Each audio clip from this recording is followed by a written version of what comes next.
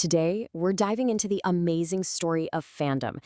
How it went from this kind of hidden, almost secret hobby into this massive cultural force that, let's be honest, now runs a lot of global entertainment. All right, let's get into it.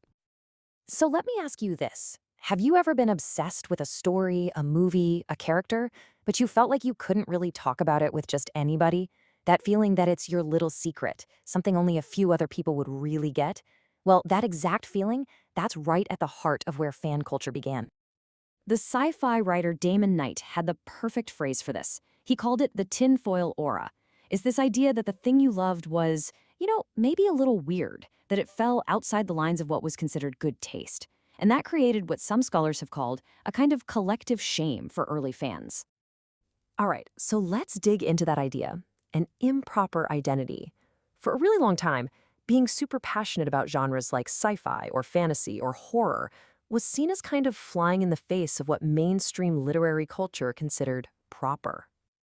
I mean, if you were a fan back then, you were basically slapped with these labels. The stereotype was that you were probably a bit immature, or that you just couldn't appreciate real art. And that created this real sense of isolation for people who just, wanted to geek out over these incredible imaginative worlds. But here's the thing about people. We don't like being isolated. So what did all these fans do? Well, they started to find each other. They took that improper label and they wore it like a badge of honor, building their own incredible communities from scratch. And they were so incredibly resourceful. I mean, think about it. In the 1930s, they were borrowing office equipment after hours to print fanzines, which were basically the original blogs, to share fan fiction and argue about stories. By the 40s, this grew into small dinner parties called fanquettes, and those laid the groundwork for the very first big fan conventions. They literally built their own world. And these conventions, they became these thriving alternate universes. You had panels where you could actually talk to the authors and creators. You had these huge dealers' rooms packed with rare books and art. You had masquerades where people showed off their incredible costume work. And get this, they even had a whole democratic system with bid parties to decide which city would host the next con. It was a completely self-sustaining culture. And this is the key thing to understand, right? Fandom has never just been about consuming stuff. It's always been about participating.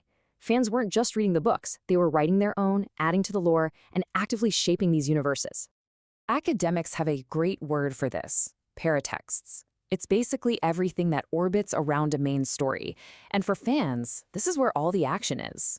It's the fan fiction that gives a backstory to a minor character.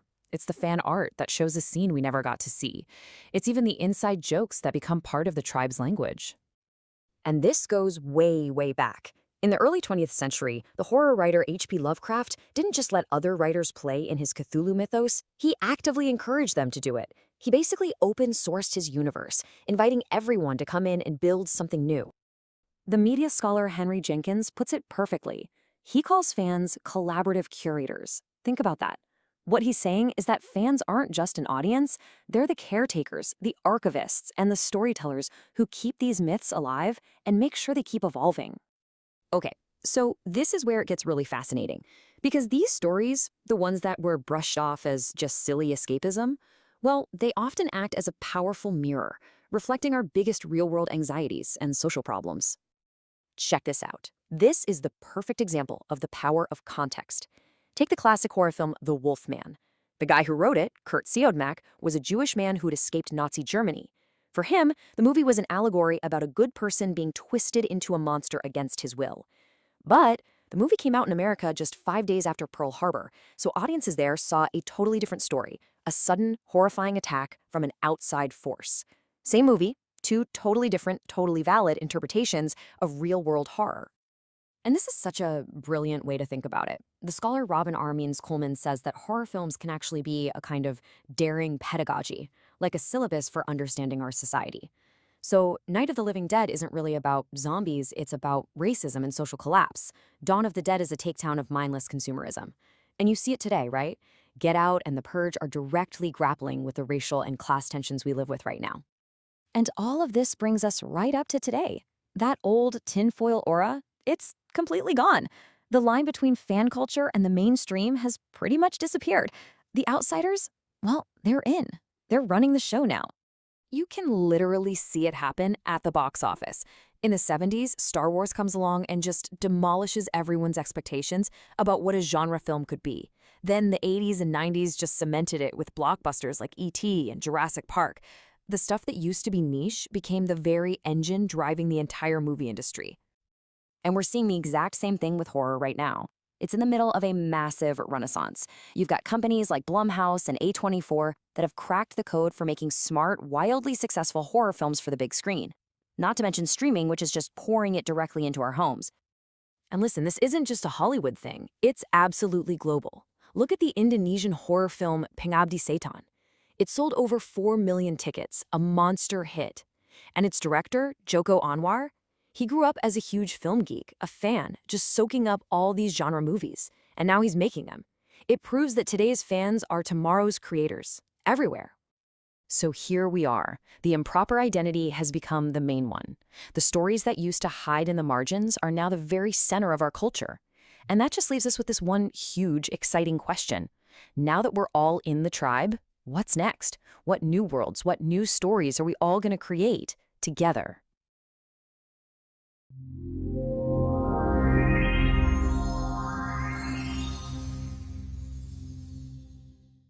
So we've talked about how horror fandom went from this tiny niche thing to a massive mainstream force.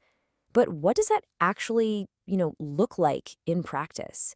How did fans go from just sitting quietly in a theater to getting involved? Well, believe it or not, it all started with one of the biggest cinematic flops in history. A film that accidentally created a cultural phenomenon that changed movies forever. Right, so this is the big question. How did fans find their voice? I mean, how do we go from silent, passive viewers to an audience that literally yells at the screen, dresses up, and becomes part of the show? This is that story, and it starts in a way no studio ever could have planned, with a total and complete box office disaster. And I really want you to get this part. Forget about internet forums, forget about giant fan conventions. All of that came later. The real origin point, the big bang of modern audience participation, was born from the ashes of a failed movie. It started as a ritual in a single dark theater. Okay, so to understand how this all went down, we have to jump in our time machine and go back to the mid-70s. We need to look at a film that was, for all intents and purposes, dead on arrival. Of course, I'm talking about the one and only The Rocky Horror Picture Show. I mean, just look at this trajectory. It's wild. It starts in 1973 as a smash hit stage play in London. Everyone loves it. Then, in 75, the movie version comes out, and it's a complete bomb. Critics hated it, audiences didn't show up. But then, something amazing happens in 1976. Theaters start showing it as a midnight movie, and suddenly it finds its people. The outsiders, the weirdos, the kids who saw themselves in this bizarre, wonderful musical. Its failure was absolutely the key to it finding its true home. And here's the crazy part. We can pinpoint the exact time and place where this whole revolution began. We're talking about the Waverly Theater in New York City's Greenwich Village. In April of 1976, a small, dedicated group of fans started showing up every single week. They turned this forgotten film into their own private clubhouse. So you've got this clubhouse vibe going, but how does that turn into a full-blown revolution? Well, it literally took just one person, in one perfect moment of pure unscripted frustration, to light the fuse on everything that would come next. So picture this. It is Labor Day weekend 1976, at the Waverly. On the screen, the character Janet Weiss is stranded in a crazy downpour. Her car's broken down, it's pouring rain, and to protect herself, she holds this flimsy little newspaper over her head. The regulars in the audience, they've seen this scene dozens of times, but tonight is different. A local school teacher in the audience, a guy named Louis Faris, has just seen this scene one too many times. He can't take it anymore, and he just shouts at the screen, "Buy an umbrella, you cheap bitch." And with that one line, that one shout, cinema history was made. That was it, the very first audience callback, ever. And what's so cool is that Louis Faris knew he'd stumbled onto something. He didn't just call it heckling, no, he gave it this brilliant name, counterpoint dialogue. See, the audience wasn't just reacting to the movie anymore. They were actively writing a new script in real time, a second layer of text that was in conversation with the film. This was the birth of a whole new art form. Now, of course, it didn't just stop with one line about an umbrella. Are you kidding? That single shout was like a spark that ignited a creative wildfire. It was the beginning of a transformation, turning a simple movie screening into this deeply detailed community-driven ritual. And we actually know the names of the people who built this ritual from the ground up. You have absolute pioneers like Sal Piro, the president of the fan club, and Alan Riss. These guys helped create and standardize hundreds of now famous lines. Then there was Amy Lazarus and her friend Teresa, who, in April '77, had the brilliant idea to throw the very first props. They threw rice during the wedding scene. And you had fans like Bill O'Brien, who started showing up dressed as the characters, becoming one of the very first Dr. Frankfurters. You can literally watch the evolution happen in these steps. It started with the callbacks, which just exploded. Then came the costumes. After the costumes came the props. People started bringing water guns for the rain scenes, toast for the dinner scene, you name it. And all of that led to the final, ultimate step, the shadow casts. This is where dedicated groups of fans would get up in front of the screen and act out the entire movie perfectly in sync. It was incredible. And here's the real magic, the why behind all of this. It stopped being about the film on the screen. The movie itself almost became secondary. The audience took it over. They were using Rocky Horror as a shared language. It was a way for them to build a community and talk to each other in a space where they finally felt they belonged. Okay, so why are we talking so much about a small theater in 1976? Why does it still matter so much? Because the DNA of that ritual, of what happened at the Waverly, is totally alive and well today. It created the blueprint for an entirely new kind of interactive cinema. I mean, just look at this direct line. What started at the Waverly with midnight movies, callbacks, and props has evolved directly into what we now call queer horror live cinema. Think about modern events like Peaches Christ Midnight Mass in San Francisco. They are the direct descendants. They're taking that same interactive spirit and applying it to a whole library of other cult films. Yet these aren't just movie nights. They're full-blown events. They use drag, they use live performance, and that all-important audience interaction to completely recontextualize these classic movies. They've become these safe, celebratory, you could almost call them cathedrals, for fan communities and queer communities. They're the 21st century version of what the Waverly Theater was back in the 70s. So really, the big takeaway here is both simple and totally profound. From one person shouting at a dark theater, an entire culture of active, participatory fandom was born. Rocky Horror was the proof. It proved that fans didn't just want to watch the story anymore, they wanted to be the story. But think about it. This incredibly intense weekly ritual was still built around just one single film. So what about the rest of the genre? Where could fans of all of horror, of Friday and Jason, Michael Myers, where could they all gather to celebrate together? Well, in our next segment, we are going to explore the rise of the other great physical gathering space, the horror convention.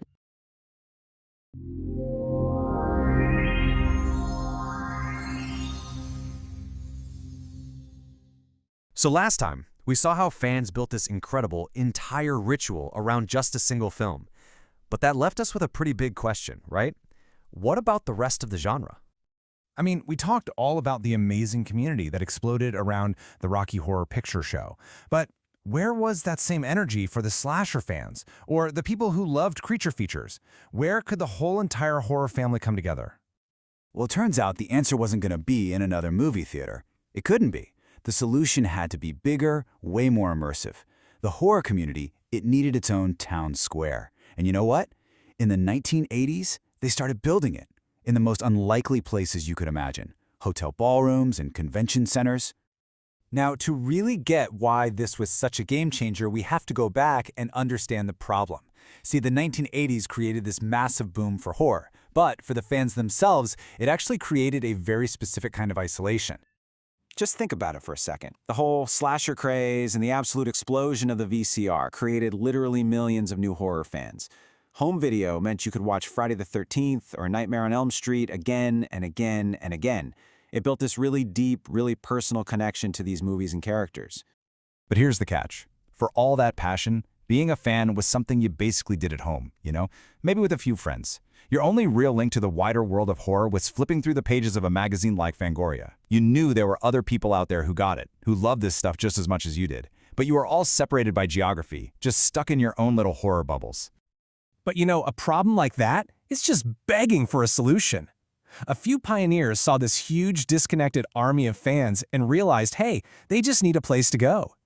And they came up with two pretty different blueprints, but they were both aiming for the exact same goal. So the solution came from two totally different angles.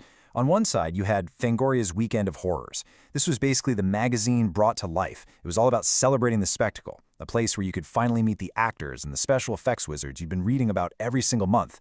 But on the other side, you had the World Horror Convention. This was a bit more of a professional hub, a place for authors, artists, and publishers to network and really treat the genre like a serious industry.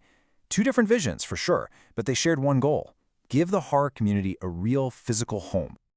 All right, so these pioneers built the spaces, but what actually happens inside a HorrorCon? How do you transform a generic hotel ballroom into the absolute beating heart of a community? Let's break it down. Okay, so at its core, a convention is the physical building for what's called an affinity group. And yeah, that's kind of a fancy term, but it's for a really simple idea. It's a community that's built around one single, intense, shared passion. It's the place where your private hobby becomes this public, collective identity. And this quote just absolutely nails it. For one weekend, a convention becomes exactly that, a temporary city built on shared interests.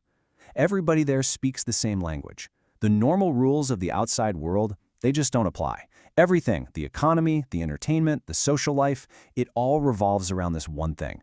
You've literally left the real world behind and stepped into a new one, populated entirely by your people. And this temporary city, it's really built on four main pillars. First, you've got the economy. That's the dealer's room, this huge marketplace for everything from rare posters to incredible custom art. Then you've got the celebration, the panels and the autograph lines where you get this direct, unfiltered access to your heroes. Third is the experience. I mean, watching a movie in a room packed with people who all gasp and cheer at the exact same moments, there's nothing like it. And finally, and this might be the most important one, you have the community. This is the unplanned magic that happens in the hallways and at the hotel bar. It's those in-between moments where complete strangers become lifelong friends. And all of this leads us right here. By the late 80s and early 90s, the whole picture of in-person horror fandom was finally complete. It had grown from this solitary hobby into a vibrant, living culture with its own unique spaces and its own traditions. So first, we saw how fans created the ritual, right? That deep participatory experience where you didn't just watch a movie, you became part of the story, like with the Rocky Horror Picture Show. And now, thanks to the convention, fandom had The Gathering. And this wasn't about just one film. This was the massive town square for the entire genre. It was the one place where all the different tribes, the slasher fans, the gothic horror readers, the monster kids, could all finally come together and just celebrate the thing they all loved. So the two great pillars of in-person fandom were now standing strong. The spaces were built, the community had arrived. But this created a really fascinating new dynamic. The focus slowly started to shift away from just the stars on the stage and onto the incredible creativity of the fans in the crowd. Which, of course, leads us to our next question. What happens when the fans themselves become the main attraction?